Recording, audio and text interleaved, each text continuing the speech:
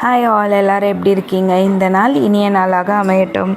இன்றைக்கி lunch box menu என்னென்னா potato piece masala கூட முள்ளங்கி சாம்பார் தான். ஆல்ரெடி உருளைக்கிழங்கு வேக வச்சு எடுத்திருக்கேன். தோல் உரித்து மசிச்சு தான் போட போகிறேன். ஸோ உருளைக்கிழங்கு தனியாக வேக வச்சு எடுத்துக்கிட்டேன். பட்டாணி, பச்சை பட்டாணி வாங்கிட்டு வந்துடுது. அது வந்து உரித்து வச்சுருக்கேன். நீங்கள் இந்த ட்ரை பட்டாணின்னா முந்தின நாளே ஊற வச்சுருங்க. அண்டு இதுக்கு வந்து இப்போது பச்சை பட்டாணி உருளைக்கிழங்கு பட்டாணி மசாலாவுக்கு வந்து கடாயில் எண்ணெய் விட்டு வெங்காயம் தக்காளி நல்லா வதங்கட்டோன்ட்டு போட்டுடுங்க. இன்னொரு சைடு அது வதங்கிறதுக்குள்ளே நான் பருப்பு ஆல்ரெடி ஊற வச்சுருந்தேன். கழுவி ஒரு 6-7 பல் பூண்டு போட்டு, ஒரு ஸ்பூன் ஜீரகம், ஒரு கொஞ்சோண்டு மஞ்சத்தூள் போட்டு நல்லா தண்ணி விட்டு, அது முழுகிற அளவுக்கு தண்ணி விட்டு ஒரு 2-3 ட்ராப்ஸ் எண்ணெய் விட்டு குக்கரில் மூடி ஒரு 6-7 விசில் விட்டு எடுத்துக்கிட்டேன். அது நல்லா மசிஞ்சிருச்சு. இங்கே பச்சை பட்டாணி ஆல்ரெடி தோல் உரித்து வச்சதை சுடு தண்ணியில் போட்டு வச்சுருக்கேன். ஸோ அதில் ஏதாவது புழு அந்த மாதிரி ஏதாவது இருந்ததுன்னா அது போயிடும். ஸோ அதை வந்து அப்படியே சுடு தண்ணியில் வச்சுருக்கேன். ஒரு சைடு உருளைக்கிழங்கு நல்லா மசிச்சு வச்சுட்டேன். தோல் உரித்து வச்சுருக்கேன். கடாயில் போடும்போது தோல் உரிச்சிக்கலாம். இப்போ இது வெங்காயம் தக்காளி நல்லா வதங்கிருச்சு. இதுக்கு தேவையான மஞ்சத்தூள், மிளகாத்தூள், ஜீரகத்தூள், உப்பு போட்டு நல்லா கலரி விட்டுட்டு, இப்போ நல்லா அந்த திரிஞ்சு வரா மாதிரி எண்ணெய் பிரிஞ்சு வரா மாதிரி இருக்கும் இல்லையா, அப்போ வந்து நீங்கள் மசிச்ச உருளைக்கிழங்கு பட்டாணி போட்டு நான் இஞ்சி பூண்டு பேஸ்ட்டு உப்பு போட்டு நல்லா கலரி விட்டு ஒரு தண்ணி தெளித்து விட்டு தட்டு போட்டு மூடி ஒரு 5 நிமிஷம் விட்டிங்கன்னா அவ்வளோதான், முடிஞ்சு பொட்டேட்டோ பீஸ் மசாலா ரெடி. இது நீங்கள் தோசைக்கு சப்பாத்திக்கெலாம் கூட ரொம்ப நல்லாயிருக்கும். இதை ட்ரை பண்ணி பாருங்கள். இந்த பச்சை பட்டாணி வந்து அந்த சீசன் வரும்போது நீங்கள் நிறையா வாங்கி தோல் உரித்து ஃப்ரிட்ஜில் ஸ்டோர் பண்ணி வச்சுக்கோங்க. பாக்ஸில், ஜிப்லாக் பேக்கில் ரொம்ப நல்லாயிருக்கும், எதுவுமே ஆகாது.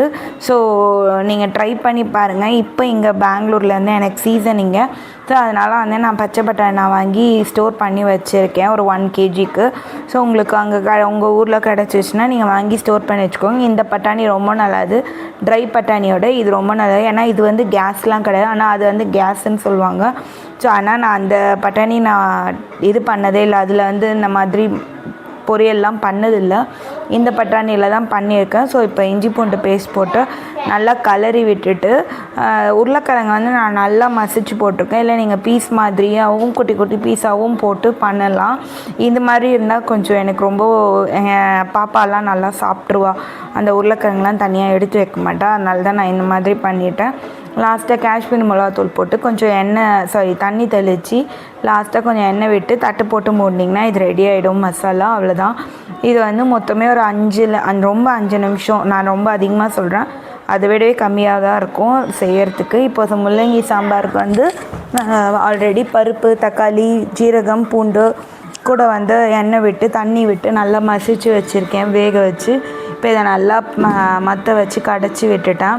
ஏன்னா இப்போ இதே குக்கரில் தான் நான் எகெயின் வந்து முள்ளங்கி போட்டு தாளிக்க போகிறேன். முள்ளங்கியே தனியாக நான் சவுண்டு விட்டு எடுத்துக்க போகிறேன். ஸோ இப்போ தாளிச்சிட்டு அதிலே முள்ளங்கி போட்டு நான் ஒரு சவுண்டு விட்டு எடுத்துட்டேன்னா முள்ளங்கி வெந்துடும். நீங்கள் பருப்பு கூடவும் போடலாம், ஆனால் அது ரொம்ப கொலைய வெந்துடும். ஸோ கொஞ்சம் வெளியில் தெரிகிற மாதிரி இருந்தால் நல்லாயிருக்கும். அதனால தான் நான் தனியாக போடுறேன். தாளிப்புக்கு எப்பவும் போல் கடுகு, ஜீரகம், கருவேப்பிலை, கொஞ்சோண்டு பெருங்காயத்தூள், ஒரு காஞ்ச மிளகா வந்து நான் 2ஆக கிள்ளி போட்டிருக்கேன். அண்ட் இதில் வந்து இன்னும் நீங்கள் வந்து பெரிய வெங்காயம் போடலாம். ஆனால் நான் ஸ்ட்ரெயிட்டாக சின்ன வெங்காயம் மட்டும்தான் போட்டிருக்கேன். ஏன்னா அந்த டேஸ்ட் ரொம்ப நல்லாயிருக்கும் முள்ளங்கி சாம்பாருக்கு. ஸோ அதனால் பெரிய வெங்காயமே போடலாம். இதில் உங்கள் வீட்டில் சின்ன வெங்காயம் இல்லைன்னா பரவாயில்ல, நீங்கள் பெரிய வெங்காயம் கூட போட்டுக்கலாம். ஒரு ஃபுல் வெங்காயம் போட்டுக்கோங்க. தக்காளி ஆல்ரெடி நான் பருப்பு வேக வச்சது கூட போட்டதுனால நான் இதில் வந்து பருப்புலாம் எதுவுமே நான் ஆட் பண்ணல. வெறும் ஸ்ட்ரெயிட்டாக முள்ளங்கி கட் பண்ணி போட்டுடுறேன். இப்போ சின்ன வெங்காயம் போட்டு நல்லா அந்த எண்ணெயில் வதங்கட்டோன்ட்டு இப்போ இது போட்டுக்கிறேன். கூட வந்து முள்ளங்கி போட்டு இதுக்கு தேவையான உப்பு மட்டும் போட்டு பருப்பு வேக வச்ச அந்த இது இருக்குது இல்லைங்களா, அந்த தண்ணியிலேயே கூட கொஞ்சம் வந்து இதில் விட்டு நல்லா ஒரு சவுண்டு விட்டு எடுத்துக்கிறேன். சவுண்டு விட்டு நல்லா ப்ரெஷர் ரிலீஸ் ஆகிட்ட பிறகு ஓப்பன் பண்ணிங்கன்னா நல்லா வெந்திருக்கும். ரொம்ப குழைய இல்லாமல் பீஸ் வந்து நம்மளுக்கு தெரிகிற மாதிரி இருக்கும். ஸோ அதில் வந்து இன்னும் கூட வந்து இந்த பருப்பு வேக வச்சது அதிலே நான் மிளகாத்தூள் போட்டிருக்கேன். கூட புளியும் கரைச்சி ஊற்றிட்டேன். ஸோ அதை அப்படியே நான் இதில் குக்கரில் ட்ரான்ஸ்ஃபர் பண்ணிவிட்டு ஒரு கொதி வந்ததும் கொத்தமல்லி தூவி இறக்கிடலாம். உப்பு மட்டும் பார்த்துக்கோங்க. இதில் நான் சாம்பார் பொடிலாம் எதுவுமே போடல. டிஃபனுக்கு செய்யும்போது தான் இட்லி தோசைக்குன்னு வரும்போது தான் இல்லை சாம்பார் பொடி போட்டால் நல்லாயிருக்கும். ரைஸ்க்கு வந்து தேவையே இல்லை. இதில் இந்த டேஸ்ட் வந்து ரொம்ப டிஃப்ரெண்ட்டாக இருக்கும். நீங்கள் ட்ரை பண்ணி பாருங்கள். நிறைய பேருக்கு தெரிஞ்சிருக்கும். ஆனால் இது வந்து இங்கே நான் செய்கிறது வந்து கொஞ்சம் டிஃப்ரெண்ட்டாக இருக்கும்னு நினைக்கிறேன். உங்களோட கமெண்ட்ஸை நீங்கள் சொல்லுங்கள். இது நீங்களும் இந்த மாதிரி தான் செய்வீங்களா இல்லை வேறு மாதிரி செய்வீங்களான்ட்டு. ஆனால் எங்களுக்கு இந்த டேஸ்ட் ரொம்ப பிடிக்கும், நல்லாயிருக்கும். மெயினாக இது ரைஸை விட பிரேக்ஃபாஸ்ட்டுக்கோ டின்னருக்கோ இட்லி சாம்பாருக்கோ தொட்டு சாப்பிட்டா இன்னும் ரொம்ப நல்லாயிருக்கும். இல்லை வந்து நான் கூட கொஞ்சம் ரொம்ப சாம்பார் திக்காக இருக்குன்ட்டு தண்ணி விட்டு கொஞ்சம் ரொம்ப திக்காகவும் இல்லாமல் ரொம்ப தண்ணியாக இல்லாமல் சாம்பார் அந்த அதுக்கேற்ற மாதிரி தண்ணி விட்டுக்கிறேன். கூட கொதி வந்ததும் கொத்தமல்லி தூவி இறக்கிடுறேன். அவ்வளோதான். இதுதான் இன்னைய லன்ச் மெனு. இதில் வந்து கூட வந்து நீங்கள் வேறு ஏதாவது காய் கூட சேர்த்துக்கலாம். கத்திரிக்காய், சௌச்சோ, பெங்களூர் கத்திரிக்காய்ன்னுவாங்க, அப்புறம் வெறும் கத்திரிக்காய், அப்புறம் முருங்கைக்காய் கத்திரிக்காய் சாம்பாருன்ட்டு. இன்றைக்கி வந்து எனக்கு முள்ளங்கி தான் இருந்துச்சு, நான் அதை வச்சு செஞ்சிட்டேன். நாளைக்கு நான் வேறு மெனோடு வரேன். எப்படியும் ஆல்ரெடி நான் ஏற்கனவே இப்போ லாஸ்ட் வீடியோவில் சொன்ன மாதிரி இந்த வீக்கில் அம்மா வீட்டுக்கு போயிடுவேன். ஸோ இந்த மாதிரி ரெசிபீஸ் அங்கே பண்ண முடியுமான்னு தெரியல.